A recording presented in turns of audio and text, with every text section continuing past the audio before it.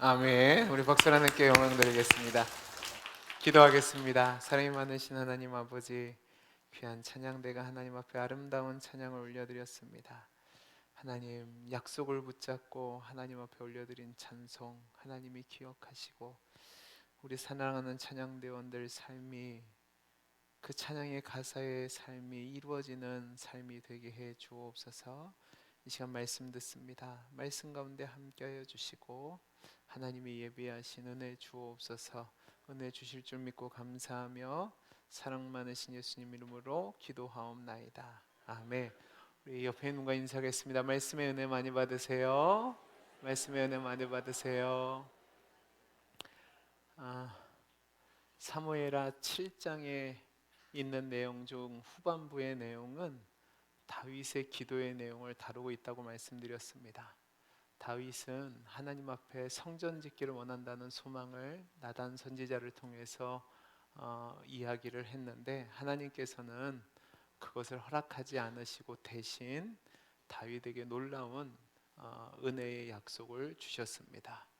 그 약속을 붙잡고 다윗이 감격해서 하나님 앞에 나와 앉아서 드린 기도의 내용이 우리가 읽은 오늘 본문의 내용인데, 제가 지난번에는 앞에 있는 18절에서 20절까지 말씀을 통해서 기도의 자세에 대해서 말씀을 드렸습니다. 첫째는 우리가 기도할 때 겸손하게 하나님의 은혜를 인정하고 감사할 줄 알아야 된다라고 말씀을 드렸고, 두 번째는 하나님께 합당한 영광을 돌려야 된다고 말씀을 드렸습니다. 이게 성도의 자세라는 거죠. 이제 오늘은 우리의 기도가 어떤 방향으로 나아가야 되는지, 우리의 기도의 내용이 어떤 기도해야 되는지에 대해서 네 가지를 들어서 살펴볼 겁니다. 여러분, 설교 전에 여러분에게 질문을 한 가지 드리죠. 여러분들 한번 솔직히 여러분 스스로에게 대답해 보시기 바랍니다. 여러분들의 요즘 기도 생활은 어떠십니까? 기도가 잘 되고, 기도할 때마다 감격이 있고 감사가 있고, 또 기도하지 않으면 안 될 뜨거운 열정이 있으십니까? 아니면 우리 마음이 차가워지고 더 이상 뭐 기도할 필요가 있을까라는 의문이 든 채 신앙생활하고 계십니까? 기도하려고 하는데 기도할 내용도 없고, 기도하려고 하면 상황과 환경과 또 하나님이 나한테는 별로 그렇게 사랑하지 않는 것 같아서 마음이 답답하고, 그래서 굳이 이 일을 해야 되나라는 마음이 들고 있지는 않으십니까? 바쁘다는 핑계로, 힘들다는 핑계로, 괴롭다는 핑계로, 정신이 없다는 핑계로 기도할 수 없다고 이야기하고 계시지는 않으십니까? 근데 여러분, 이것은 우리가 하나님 앞에 정당한 변명은 아닙니다. 만약에 우리의 마음에 기도에 대한 갈망이 식어졌다면 우리는 스스로를 안타까워하며 하나님께 우리의 상태를 고백하고, 하나님이 우리의 마음의 병을 고쳐주시고 다시 주님과 뜨거운 교제를 나눌 수 있도록 회복시켜 달라고 간구해야 될 줄로 믿습니다. 그리고 우리가 이런 차가움과 불평과 불만의 원인이 무엇인지 찾아서 시정해야 됩니다. 아마 대부분 하나님 말씀을 읽지 않아서 그 일들이 시작됐을 겁니다. 읽었다고 해도 그 말씀을 깊이 읽고 묵상하며 내 말씀으로 받아들이는 것이 아니라 기계적으로 읽었기 때문에 그런 일이 일어났을 겁니다. 왜냐하면 생명의 떡이 되는 하나님의 말씀을 읽지 않으면 우리는 영적으로 병이 들어 마음이 차가워질 수밖에 없기 때문에 그렇습니다. 여러분, 지난 시간에 살펴봤던 내용을 잠깐 생각해 보면 18절 말씀에 다윗이 여호와 앞에 앉아서 있었다라고 할 때 그 내용이 뭐냐? 하나님이 주신 약속에 대해서 진지하게 관심을 기울이고 그것에 대해서 숙고한 뒤에 하나님이 주신 풍성한 은혜 가운데 감사하며 기도를 드렸다라고 말씀을 드렸습니다. 그러니까 저와 여러분이 기도 생활을 돌아볼 때에 다시 생명력을 회복하기 위해서는 기도에 앞서 먼저 하나님의 선하심과 풍성하심, 그리고 하나님이 우리에게 주신 약속 안에 포함된 그 놀라운 은혜를 묵상하고, 이것이 우리가 하나님의 은혜의 보좌 앞에 담대히 나아갈 수 있도록 준비시킨다는 사실을 기억해야 됩니다. 우리는 하나님의 말씀을 통해서 하나님이 누구신지, 또 하나님이 우리에게 약속하신 내용이 무엇인지를 알 수 있습니다.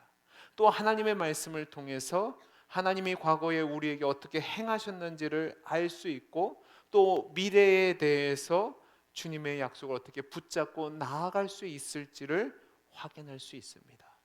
그래서 하나님의 말씀을 읽는 가운데 우리에게 사랑과 감사가 타오르게 되고, 그리고 그 사랑과 감사의 마음이 기도에 힘을 주게 되는 거죠. 저는 오늘 한 해 우리 동원교회 모든 성도님들에게 기도와 말씀의 은혜가 임하기를 간절히 소원합니다.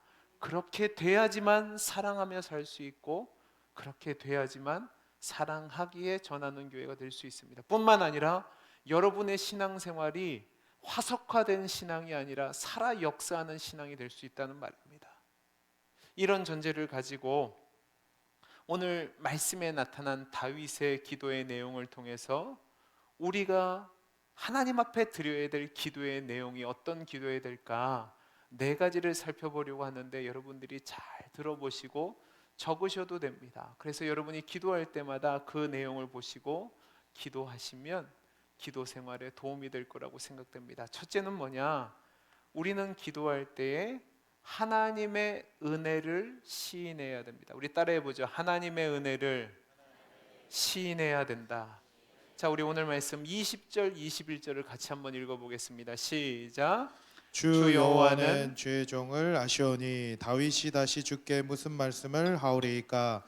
주의 말씀으로 말미암아 주의 뜻대로 이 모든 큰 일을 행하사 주의 종에게 알게 하셨나이다.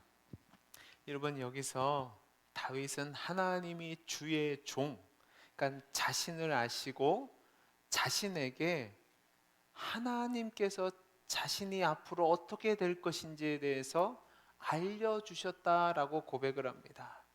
여러분, 이 고백은 다윗이 하나님이 자신에게 베풀어 주신 그 주권적인 자비에 대한 감사를 드리는 겁니다. 여러분, 다윗이 살아갈 무렵의 고대 근동은 신들이 인간들을 귀찮게 여긴다고 생각했습니다. 그래서 인간들은 그 신들을 달래서 자신이 원하는 것을 얻어내려 했습니다. 이런 분위기 속에서 다윗은 하나님이 자신을 아시고 자신의 일을 알려주시는 분으로 인정하고 있단 말입니다. 이건 굉장한 일입니다. 다윗은 하나님이 자신을 귀찮게 여기는 것이 아니라 인격적으로 대하시고 자신에게 모든 것을 자상하게 알려주신 자비로우신 하나님이라고 고백하고 있습니다. 그는 나단 선지자를 통해서 하나님이 자신에게 주신 그 놀라운 약속에 대해서, 그 놀라운 복에 대해서 도무지 이해할 수가 없었습니다. 왜 나 같은 것에, 왜 우리 가정에게 이런 복을 주시냐고 하면서 그 감격 가운데 한 고백이 20절에 다시 주께 무슨 말씀을 하오리까란 고백입니다. 다윗은 자신이 종, 그러니까 하찮고 무가치한 존재라는 것을 알고 있었습니다. 그런 그에게 하나님이 영광스러운 미래를 주시고 놀라운 복을 주셨으니까 하나님 앞에 감사하고 있는 거죠. 여러분, 성도의 기도 가운데 반드시 포함되어야 될 내용이 바로 이 감사입니다. 여러분, 예전부터 우리나라에 내려오는 속담이 있습니다. 그게 뭐냐면 검은 머리 짐승은 드리는 것이 아니라는 겁니다. 이 내용이 뭐죠? 사람은 은혜를 기억하지 않고 배신하는 존재라는 겁니다. 여러분, 우리도 그렇지 않나요? 왜 우리가 불평하고 원망하고 낙심하고 좌절하고 그래서 기도하지 못합니까? 하나님이 베풀어 주신 은혜를 잊어버려서 그렇습니다. 여러분, 우리 주변을 보면 얼마나 배은망덕한 성도들이 많은지 모릅니다. 갈급하면 기도합니다. 하나님, 좋은 회사, 좋은 대학, 좋은 남편, 좋은 것 주시면 하나님, 제가 주를 위해 모든 것을 하겠다고 난리 부르스를 칩니다. 근데 그 은혜를 주시면 하나님 은혜라고 생각하지 않고 내가 능력이 있어서, 내가 수고해서, 내가 열심히 해서 얻은 것처럼 행동을 합니다. 내가 이뤘다고 생각하니까 감사도 없고 감격도 없고 헌신도 없고 오히려 교만해지는 겁니다. 사랑하는 성도 여러분, 저와 여러분은 하나님 앞에서 종과 같은 존재입니다. 종이 무슨 자격이 있고 종이 무슨 요구할 권리가 있습니까? 그런데 하나님이 그런 우리를 인격적으로 대하시고 우리를 귀찮게 여기지 않으시고 놀라운 은혜를 약속하셨고 그 행하시는 모든 일을 알려주셨습니다. 하나님의 자녀로 삼아주셨고 하늘에서 그 모든 신령한 복을 주신다고 약속해 주셨다고요. 그 하나님의 은혜를 시인하는 기도가 우리에게 있어야 합니다. 하나님이 우리를 사랑하셔서 우리에게 놀라운 은혜와 사랑을 주셨다면 그 기뻐하신 가운데 차고 넘치는 자비를 베풀어 주셨다면 그 은혜를 기억하고 감사하는 성도의 기도가 될 수 있기를 간절히 소원합니다. 두 번째, 따라해 보시기 바랍니다. 하나님의 위대하심을 찬양해야 합니다. 우리 22절 말씀 같이 한번 읽어보죠. 시작. 그런즉 주 여호와여, 이름으로 주는 위대하시니 이는 우리에게로 들은 대로는 주와 같은 이가 없고 주 외에는 신이 없음이니이다. 없음이니이다. 여러분, 우리는 하나님을 부를 때 거룩하신 하나님이라고 부릅니다. 여러분, 거룩하심이란 단어의 가장 근본적인 의미가 뭐냐면 구별과 차별입니다. 오늘 말씀에 분명히 거룩이란 말은 없습니다. 그런데 다윗은 이 기도 속에서 하나님을 이 세상의 그 어떤 신과도 비교할 수 없는 분이라고 구별되게 차별되게 고백하고 있습니다. 이것이 바로 다윗이 하나님을 거룩하시다라고 강조하는 겁니다. 그는 하나님의 이 거룩하심과 위대하심을 찬양합니다. 여러분, 우리가 놓치지 말아야 될 것은 뭐냐? 기도할 때에 하나님의 이 위대하심을, 이 거룩하심을 찬양해야 돼요. 분명히 하나님께서 다윗에게 놀라운 자비와 은혜를 베푸셨습니다. 그런데 인간이란 존재는 보통 이런 은혜를 받으면 교만해집니다. 우리가 흔히 하는 말 중에 어떤 말이 있냐면 자비가 계속되면 그것을 권리로 생각한다는 거예요. 근데 다윗은 그런 모습이 아니라 겸손하게 하나님의 위대하심을 찬양한다는 말입니다. 여러분, 이게 우리와 다른 점 같아요. 제가 예전에 대학을 다닐 때 매주 목요일이 되면 서울역에 가서 좌정부터 새벽 2시까지 노숙자들에게 예배를 드리고 밥을 나눠주는 사역을 한 적이 있습니다. 그분들에게 이 밥을 나눠드리고 또 예배도 드리고 이렇게 하고 집에 오면 한 3, 4시쯤 돼요. 이제 그걸 한 3년 정도 하다 보니까 노상에서 구걸하는 노숙자분들에 대해서 제가 관심을 갖게 됐습니다. 그냥 지나칠 수가 없는 거예요. 근데 어느 하루는 지하철을 타기 위해서 이 지하도를 가고 있는데 구걸하는 분이 이 앞에 계세요. 그래서 제가 그때 돈이 많을 때가 아니니까 1,000원짜리 한 장을 드렸습니다. 근데 또 가고 있는데 한 50m쯤 떨어지니까 또 앉아 있어요. 그냥 갈 수 없어서. 근데 그분이 훨씬 더 연약해 보이고 아파 보이는 거예요. 그래서 제가 2,000원을 드렸어요. 그랬더니 1,000원 받았던 사람이 저한테 왜 자기는 1,000원밖에 안 주냐고 소리를 치는 거예요. 여러분, 제가 어땠을까요? 얼마나 화가 나지. 가서 1,000원을 뺏고 싶더라니까요. 여러분, 제가 그분에게 1,000원을 준 거는 자비를 베푼 거예요. 근데 제가 2,000원 안 줬다고 왜 적게 주냐고 저한테 소리를 치고 비난해요. 근데 여러분, 우리도 하나님 앞에 이런 자세를 취할 때가 있어요. 어떤 거냐면 우리는 하나님의 은혜와 사랑을 강조합니다. 그러다 보니까 하나님의 위대하심과 거룩하심을 망각해요. 하나님의 자비를 즐기다가 하나님의 무한하신 권능과 위대함을 무시한다는 말입니다. 여러분, 다윗은 놀라운 은혜를 입었어요. 그렇다고 해서 하나님을 함부로 대하지 않습니다. 그는 하나님을 다른 신들과는 비교할 수 없는 거룩하시고 위대한 분으로 강조하면서 하나님 외에는 다른 신이 없음을 고백합니다.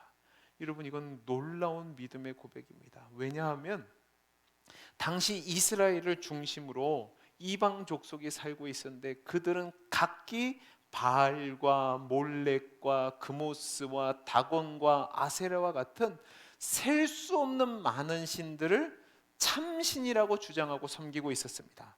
근데 여러분, 이게 이렇게 둘러싼 모든 민족이 자신들이 섬기는 신이 참신이라고 하고 있는데 오직 하나님만이 참신이라고 노래하는 것, 하나님만이 거룩하고 위대하다고 노래하는 것, 여러분, 이거는 그냥 나올 수 있는 것이 아닙니다. 하나님이 베풀어 주신 그 놀라운 은혜를 생각하면서 그 하나님을 높이는 마음이 있기 때문에 이 기도를 드리는 거죠. 여러분, 저와 여러분이 정말로 하나님 앞에 온전한 기도를 드리기를 원한다면 하나님의 거룩하심과 위대하심을 정당하게 시인해야 됩니다. 하나님께 합당한 영광을 돌려드려야 된단 말이에요. 이거는 기도뿐만 아니라 삶도 마찬가지입니다. 여러분의 삶에 하나님이 주신 은혜에 합당한 영광을 돌리고 있는지 점검해 보시기 바랍니다. 여러분은 하나님이 주신 그 직분에 대해서, 하나님이 주신 그 사명에 대해서 하나님께 영광 돌리는 자세로 하고 있습니까? 아니면 해준다는 생각을 갖고 하십니까? 목사도 마찬가지입니다. 장로님들도 마찬가지고, 권사님들도 마찬가지고, 선생님들도 마찬가지고, 찬양대원도 마찬가지입니다. 내가 해주는 것이 아닙니다. 하나님이 주신 은혜 가운데 하나님께 영광 돌리게 한다면 여러분, 자신을 낮춰야 되는 겁니다. 만약에 내 요구사항만 제시하는 것으로 기도를 끝나면 그거는 여러분 기도의 수준을 낮추는 겁니다. 여러분, 잘 생각해 보시기 바랍니다. 우리가 아이들을 키워요. 아이들을 키울 때 보면 아이들은 늘 부모에게 내가 필요한 것을 얘기합니다. 그리고 내 생각만 요구합니다. 근데 여러분, 아이들이 크면서 철이 들면 부모의 생각이 어떤지, 우리 부모님이 어떤지를 알고 점점 더 예의를 갖춥니다. 그리고 존경하고 감사하는 마음으로 부모님께 무엇을 해드릴까를 생각하고 부모님께 감사를 하고 또 부모님을 다르게 대우하죠. 근데 여러분, 나이를 20대가 되고 30대가 되고 40대가 먹었는데도 불구하고 부모님에게 내가 필요한 것만을 얘기하고 내 생각만 얘기하고 내 뜻만 주장한다면 여러분, 그 사람은 정상적인 사람은 아니죠. 우리가 기도할 때에 하나님의 비할 데 없는 탁월하심, 그 거룩하심과 위대하심을 믿는다면 기도 가운데 그 하나님을 높여드리는 찬양이 있어야 될 줄로 믿습니다. 주 여호와 하나님은 크십니다. 주 여호와 같으신 분이 없습니다. 주에게만 권세와 능력이 있습니다. 주님과 맞설 존재는 아무도 없습니다. 그 고백이 있을 때 우리의 기도가 더 깊은 단계로 나아가고 우리의 신앙이 더 깊은 단계로 나아가게 됩니다. 세 번째로 따라해 보시기 바랍니다. 하나님의 선하심에 대해 시인해야 합니다. 여러분, 23절 말씀 우리 같이 한번 읽어보죠. 같이 읽어보겠습니다. 시작. 땅의 어느 한 나라가 주의 백성 이스라엘과 같으리이까 하나님이 가서 구속하사 자기 백성으로 삼아 주의 명성을 내시며 그들을 위하여 큰 일을, 주의 땅을 위하여 두려운 일을 애국과 많은 나라들과 그의 신들에게서 구속하신 백성 앞에서 행하셨사오며. 여러분, 다윗은 이 말씀을 보면 이스라엘의 오늘이 있게 된 것이 전적으로 하나님의 과분하신 은혜 때문이라고 얘기합니다. 하나님의 선하심 때문이라는 거죠. 하나님이 이스라엘을 선택하셨고 그 백성들에게 놀라운 자비와 특별한 은혜를 베푸셨다는 겁니다. 여러분, 이 하나님은 이방신들과 비견될 수 없는 분이에요. 그 하나님이 감당하기 힘들 정도의 은혜와 자비를 이스라엘 백성들과 다윗에게 베푸신 겁니다. 이러한 자비의 은혜를 감사 감격 가운데 찬양하고 있는 거예요. 그러면 이럴 수 있습니다. 그거는 다윗과 이스라엘 백성을 택하셨으니까 그런 거죠. 근데 아니요. 신약의 성도들인 우리도 동일하게 고백할 수밖에 없습니다. 여러분, 데살로니가후서 2장 13절 14절 같이 한번 읽어보겠습니다. 시작. 주께서 사랑하는 형제들아, 우리가 항상 너희에 관하여 마땅히 하나님께 뭐라고요? 마땅히 하나님께 뭐요? 감사할 것은, 그 다음 읽어보죠. 하나님이 처음부터 너희를 택하사 성령의 거룩하게 하심과 진리를 믿음으로 구원을 받게 하심이니 이를 위하여 우리의 복음으로 너희를 부르사 우리 주 예수 그리스도의 영광을 얻게 하려 하심이니라. 아멘. 바울이 뭐라고 얘기합니까? 우리는 마땅히 하나님께 감사할 것이 있다고 얘기합니다. 그게 뭡니까? 하나님이 창세전부터 우리를 택하셔서 우리를 성령으로 거룩하게 하시고 진리 대신 예수 그리스도를 믿음으로 구원받게 하셨고 우리로 하여금 그리스도 예수의 영광을 얻게 하셨기 때문이라고 말씀하고 있습니다. 여러분, 여기 계시는 우리 모든 성도님들이 그 특별한 은혜와 사랑을 입었습니다. 그 은혜 가운데 선하심을 맛보아 알게 됐단 말입니다. 그러면 그 은혜와 사랑에 대한 합당한 시인과 고백이 있어야 됩니다. 근데 여러분, 우리 기도를 한번 생각해 보세요. 우리 기도를 가만히 생각해 보면 이런 하나님의 선하심과 은혜에 대한 감사와 감격의 찬양은 없고 늘 요구만 합니다. 하나님, 나는 이것도 없고요, 나는 이것도 없고요, 나는 이것도 없습니다. 왜 저 인간에게만 주고 저는 없습니까만 기도합니다. 이것은 주의 은혜에 사로잡혀 있지 않기 때문에 그렇습니다. 시편 50편 23절에 이렇게 되어 있습니다. 감사로 제사를 드리는 자가 하나님을 영화롭게 한다고 되어 있습니다. 저와 여러분의 기도가 진정으로 깊어지고 하나님이 원하시는 기도가 되기를 원한다면 여러분, 우리 같은 존재를 택하시고 구원하시고 하나님 자녀 삼아주신 그 하나님의 은혜에 대한, 사랑에 대한 감사와 감격이 고백으로 나타낼 줄로 믿습니다. 자, 우리 첫째 뭐라고 그랬죠? 다 까먹었죠? 뭐 하고 계세요 지금? 하나님의 은혜를 시인합니다. 두 번째 뭐라고 그랬죠? 하나님의 위대하심을 찬양해야 된다고 그랬습니다. 세 번째 뭐랬죠? 하나님의 선하심을 시인합니다. 마지막 네 번째입니다. 따라해 보시기 바랍니다. 언약에 대한 절대 의존이 필요합니다. 여러분, 24절 말씀 같이 읽어보겠습니다. 24절입니다. 시작. 주께서 주의 백성 이스라엘을 세우사 영원히 주의 백성으로 삼으셨사오니 여호와여 주께서 그들의 하나님이 되셨나이다. 여러분, 이 다윗의 기도는 하나님의 자비를 절정으로 끌어올리는 기도입니다. 다윗은 하나님께서 이스라엘과 영원한 언약을 세우시고 그동안 그 언약을 신실하게 이루신 하나님을 찬양하고 있습니다. 이 하나님을 찬양한 뒤에 이 하나님의 은혜에 기반해서 25절에서 29절까지 말씀을 보면 하나님 그 약속을 지켜달라고, 그 약속대로 행해달라고 기도하고 있습니다. 여러분, 25절 우리 같이 한번 읽어보죠. 시작. 여호와 하나님이여, 이제 주의 종과 종의 집에 대하여 말씀하신 것을 영원히 세우셨사오며 말씀하신 대로 뭐라고요? 행하사라고 얘기합니다. 그 다음에 29절 한번 보시기 바랍니다. 같이 읽어보죠. 시작. 이제 청하건대 종의 집에 복을 주사 주 앞에 영원히 있게 하옵소서. 주 여호와께서 뭐요? 말씀하셨사오니 주의 종의 집이 영원히 복을 받게 하옵소서 하니라. 여러분, 이 앞에 있던 그 기도의 내용을 통해서 다윗은 하나님의 선하심과 거룩하심을 절정에 올려놨어요. 그 뒤에 자신의 필요를 간구하고 있습니다. 그런데 그 간구가 어떤 간구냐? 하나님, 지금까지 하나님은 정말로 그러실 필요가 없는데 큰 은혜와 사랑을 저와 우리 집에 주셨습니다. 하나님은 예전부터 약속을 신실하게 지켰던 하나님입니다. 근데 하나님 놀라운 약속을 저한테 주셨는데 그 약속을 꼭 지켜주세요 하는 기도가 25절에서 29절까지 기도입니다. 여러분, 25절에서 29절까지 말씀을 보면 다윗이 하나님의 이름을 5차례로 부릅니다.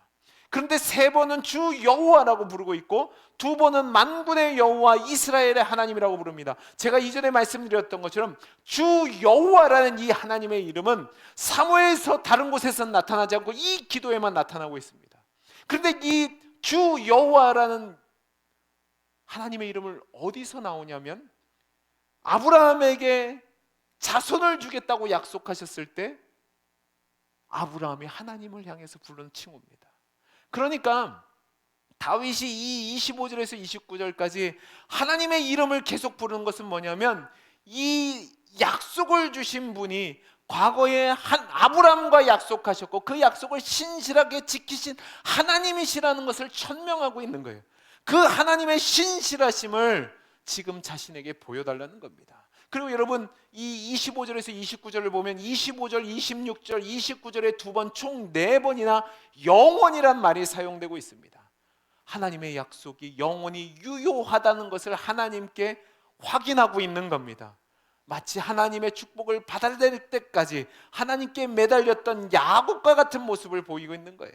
저는 우리에게 이런 기도의 자세가 필요하다고 생각합니다. 여러분, 정말로 하나님 앞에서 힘 있는 기도, 응답받는 기도는 어떤 거냐? 약속을 믿고 약속을 붙잡고 약속을 의지해서 하나님 앞에 드리는 기도입니다. 다윗은 하나님의 말씀을 믿었고 그 약속의 성취를 하나님께 간구하고 있는 겁니다. 왜? 우리 하나님은 시건치 않으시는 하나님이기 때문에 그렇습니다.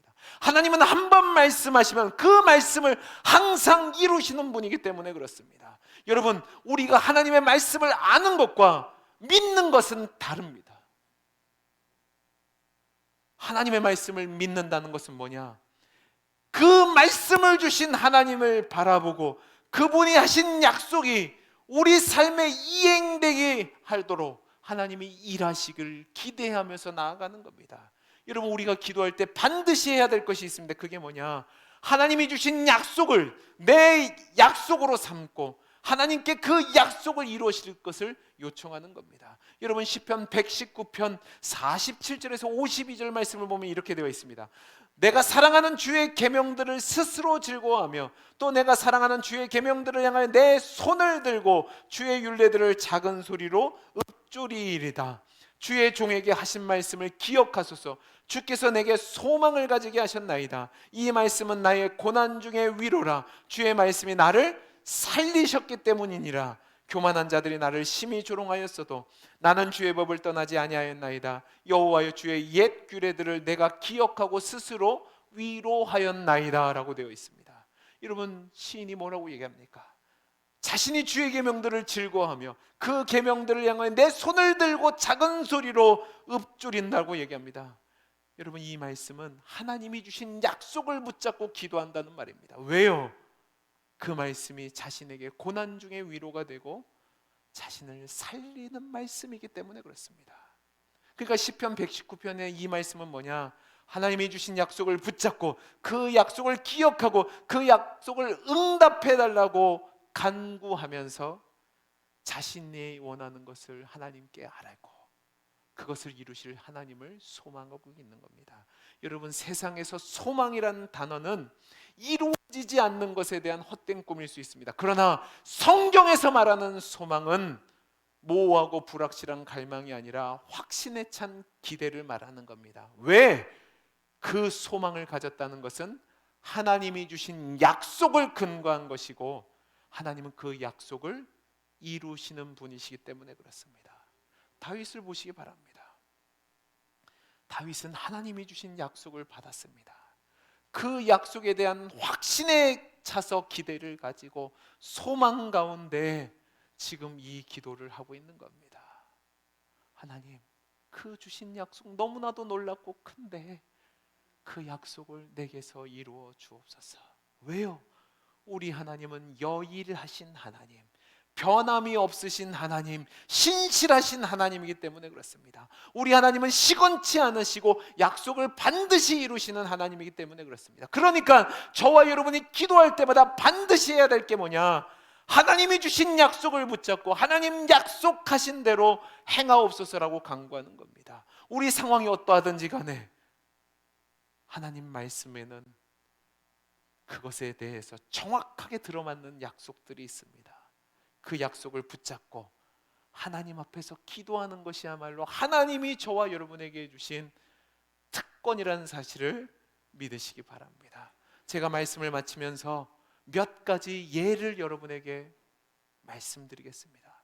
여러분이 어떤 상황인지는 모르지만 그 상황에 계시다면 제가 지금 드린 말씀, 그리고 여러분들이 아시는 말씀을 붙잡고 기도하시기 바랍니다. 첫째로, 혹시 여러분이 지금 너무나도 지치고 너무나도 절망적인 상황이고 아무런 힘이 없어서 도무지 살아갈 용기가 없는 분들이 계십니까? 여러분, 이사야서 40장 28절에서 31절 말씀 우리 같이 한번 읽어보면서 기도하시기 바랍니다. 우리 같이 한번 읽어보죠. 시작. 너는 알지 못하느냐 듣지 못하였느냐 영원하신 하나님 여호와 땅끝까지 창조하신 이는 피곤하지 않으시며 곤비하지 않으시며 명철이 한이 없으시며 피곤한 자에게는 능력을 주시며 무능한 자에게는 힘을 더하시나니 소년이라도 피곤하며 곤비하며 장정이라도 넘어지며 쓰러지지 오직 여호와를 앙망하는 자는 새 힘을 얻으리니 독수리가 날개 치며 올라감 같을 것이요 다른 박질하여도 곤비하지 아니하겠고 걸어가도 피곤치 아니하리로다. 아멘이십니까? 혹시 여러분 중에 내 앞길에 대해서 너무 혼란스러워서 하나님의 인도하심이 필요한 분이 계십니까? 정말로 앞이 보이지 않아요. 근데 나아가기는 해야 돼요. 두렵고 떨리고 답답한 분이 계십니까? 야고보서 1장 5절에서 7절 말씀을 붙잡고 기도하시기 바랍니다. 우리 같이 한번 읽어보죠. 시작. 너희 중에 누구든지 지혜가 부족하거든 모든 사람이 어떻게 해요? 후히 주시고 꾸짖지 아니하시는 하나님께 구하라. 그리하면 주시리라. 오직 믿음으로 구하고 조금도 의심하지 말라. 의심하는 자는 마치 바람에 밀려 요동하는 바닷물결 같으니 이런 사람은 무엇이든지 주께 얻기를 생각하지 말라. 여러분, 지혜가 부족하십니까? 후히 주시는 하나님께, 꾸짖지 아니하시는 하나님께 믿음으로 간구하시기 바랍니다. 혹시 여러분 중에 극심한 시험에 빠져 당황하고 계신 분이 계십니까? 하나님, 이건 뭡니까? 어떻게 하면 이 시험에서 빠져나갈 수 있습니까? 어떻게 해야 될까요? 고민하는 분이 계십니까? 여러분, 고린도전서 10장 13절 말씀을 붙잡고 기도하시기 바랍니다. 우리 같이 한번 읽어보죠. 시작. 사람이 감당할 시험 밖에는 너희가 당한 것이 없나니 오직 하나님은 미쁘사 너희가 감당하지 못할 시험을 당함을 허락하지 아니하시고 시험 당할 즈음에 또 피할 길을 내사 너희로 능히 감당하게 하시느니라. 여러분, 하나님 앞에 이 말씀 붙잡고 기도하시면 돼요. 혹시 여러분 중에 경제적으로 너무 힘들어서 고통 중에 신음하는 분들이 계십니까? 여러분, 빌립보서 4장 19절 말씀을 붙잡고 기도하시기 바랍니다. 우리 같이 읽어보죠. 시작. 나의 하나님이 그리스도 예수 안에서 영광 가운데 그 풍성한 대로 너희 모든 쓸 것을 채우시리라. 아멘. 여러분, 이렇게 하나님 말씀을 붙잡고 하나님 약속하셨잖아요. 하나님이 이 약속을 이루어주세요라고 기도하시기 바랍니다. 그러면 하나님이 여러분 기도를 응답하실 수밖에 없어요. 여러분, 오늘 말씀을 마치면서 우리 오늘 말씀 28절 29절을 마지막으로 다시 한번 같이 읽어보겠습니다. 시작. 주 여호와여 오직 주는 하나님이시며 주의 말씀들이 참되시니이다. 주께서 이 좋은 것을 주의 종에게 말씀하셨사오니 이제 청하건대 종의 집에 복을 주사 주 앞에 영원히 있게 하옵소서. 주 여호와께서 말씀하셨사오니 주의 종의 집이 영원히 복을 받게 하옵소서 아니라. 아멘. 올 한 해 이 복이, 이 은혜가 여러분의 복이 될 수 있기를 간절히 소원합니다. 하나님께서 여러분에게 좋은 말씀을 주셨습니다. 좋은 복을 약속하셨습니다. 그 말씀 붙잡고 기도하시기 바랍니다. 여러분의 삶 가운데 역사하심, 응답하심의 은혜가 있어서 여러분의 신앙생활이 생명력 있는 신앙생활이 되기를 간절히 소원합니다. 오늘 4가지 기도의 내용을 배웠습니다. 첫째, 하나님의 은혜를 시인해야 됩니다. 둘째, 하나님의 위대하심을 찬양해야 됩니다. 셋째, 하나님의 선하심을 고백해야 됩니다. 넷째, 약속을 붙잡고 기도하는 겁니다. 올 한 해 우리가 하나님의 은혜가 넘치고 하나님의 역사하심을 경험하며 되는 한 해가 되기를 바라는데, 여러분 올 한 해 여러분에게 말씀과 기도의 은혜가 계속되기를 간절히 소원합니다. 말씀을 붙잡고 하나님 앞에 기도해 보시기 바랍니다. 그 기도가 살아서 역사하는 능력으로 나타날 겁니다. 이 은혜를 누리는 저와 여러분이 될 수 있기를 간절히 소원합니다. 기도하겠습니다. 사랑이 많으신 하나님 아버지, 우리 하나님은 은혜로우시고 우리 하나님은 위대하시고 우리 하나님은 선하십니다. 그 하나님이 우리에게 약속 주셨는데 그 약속 붙잡고 기도함으로 말미암아 올 한 해 우리의 기도가 응답되며 하나님의 역사하심을 경험하는 생명력이 있는 한 해가 되게 해 주옵소서. 은혜 주시기를 소원하며 사랑 많으신 예수님 이름으로 기도하옵나이다. 아멘.